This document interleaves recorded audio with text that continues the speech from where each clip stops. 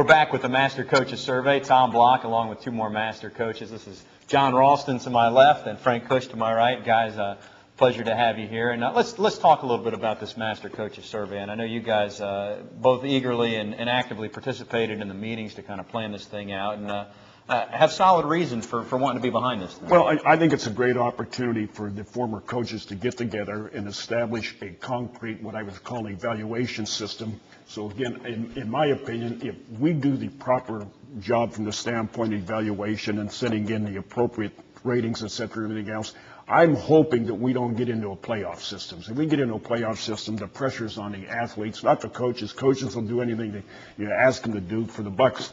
But the intriguing thing to me about it is that I think the system basically is very sound, and with the knowledge and expertise all these people have, it should be very beneficial to the community. And the key to it is making it simple enough so the average football fan understands it. Well, and I think another key, and we talked about this in some of our other segments, is that there's a geographically diverse representation of coaches on this list. I mean, this is not all guys from the Southeast Conference or all guys from the Big Ten. I mean, both of you guys are out from the West Coast at Arizona State. You live in the Bay Area now, obviously. That's important because I know there's always been that sense of an East Coast bias from you West Coast guys that feel that your team's never really got a fair shake from the East Coast media. Maybe it's the way the time is structured. We're out there, and you could never even get a score from Hawaii. I remember being on the coaches poll, and it was very, very difficult for the coach to come back from a football game and then try to rate the teams. It was flawed right from the start.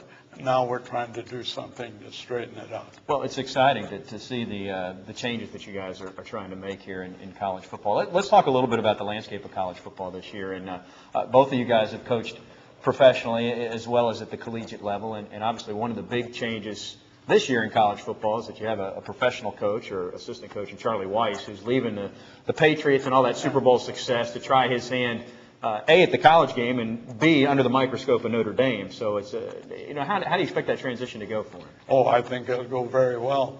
If he has a good, solid staff, and hopefully, and I know Tyrone Willingham well enough, he recruited very well, and he had a good team coming up. So, and if you have your quarterback back, well, you will have success at Notre Dame. What are the differences from the pro level to the college level? Well, I think the pro level, you have to be very impersonal with the personnel. But I think at the collegiate level, the number one factor certainly has to be recruiting. The next factor has to be teaching and motivation. So I think very strongly about this, that you can do that. You can get more intimate with the college player or a high school player in contrast to the pro player. That was one difficult thing I had to do coming out of college going into pro, from the standpoint of trying to develop a relationship where you're motivating and creating what I was the positive aspects to win ball games. So I think he'll have a great deal of success because I understand he's a teacher, and I think the best example is Pete Carroll at SC. He's done a remarkable job. Number one, recruiting and teaching and motivating, et cetera, and everything else. And to me, it's more gratifying at the collegiate level because you see the development. You are basically responsible for those youngsters socially, academically, and certainly athletically. You talk about Pete Carroll at SC, and the Pac-10 is one of the conferences that hasn't changed its complexion over the last. I mean, it's been the same 10 teams, I think, since the late 70s. The SEC has expanded. There's now the Big 12 instead of the Big 8 in the Southwest Conference. The ACC has expanded. Do you see a time on the horizon? Is the Pac-10 going to have to find two more teams at some point, split into divisions, and do what everybody else is doing? Well, we got in the Pac-10 in the 70s at Arizona State, and I was impressed with it, the stability of it from the standpoint of the administrators, whether it's the presidents, athletic directors. And I think if you have that and you're not concerned about the recognition and the monetary aspects, I think they will have the stability that I think is needed through collegiate athletics. Do you see changes like that? Well, it still all boils back to having the proper personnel. I remember Tom Prothro. He was a great football coach, and he used to say that for every million population, you're going to get 3 great athletes. Now, Pete Carroll, talking about USC, is sitting on 16 million fans. That's 48 great players. I believe he's getting about half of them right now, and he has some great talent. It's going to be hard to knock USC off the top.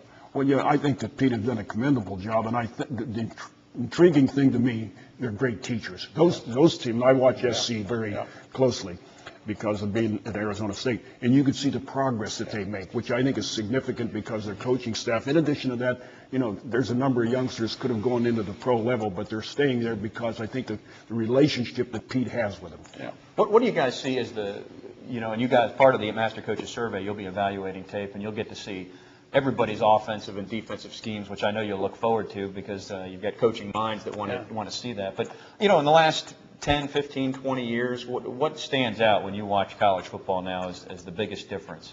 Well, I would say the contrast is they're throwing the ball so much more and effectively more so than I did. I don't know about John. He threw it pretty well.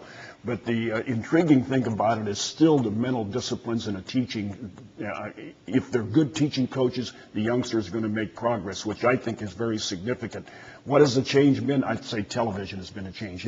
When we were in bowl games, I think there were probably about 8 or 10 ball games. When I played, there was only 4 bowl games. Now there's 28 bowl games. So there's so much emphasis and overemphasis, in my opinion, from the standpoint of success after the season going to bowl games.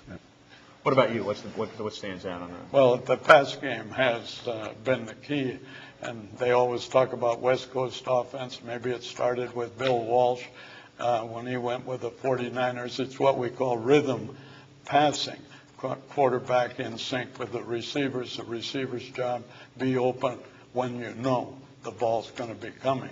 And the pass game is very, very sophisticated. If you've got a great quarterback, you've got a leg up. Yeah, it always starts with the quarterback. Guys, it's been a pleasure to chat with you. Frank Cook. My pleasure. Right. And also John Ralston. Yes, thank you guys very much. Best of luck with the Master Coaches Survey. Thank you. It's our pleasure. All righty. We'll take a break and be right back with more of the Master Coaches Survey.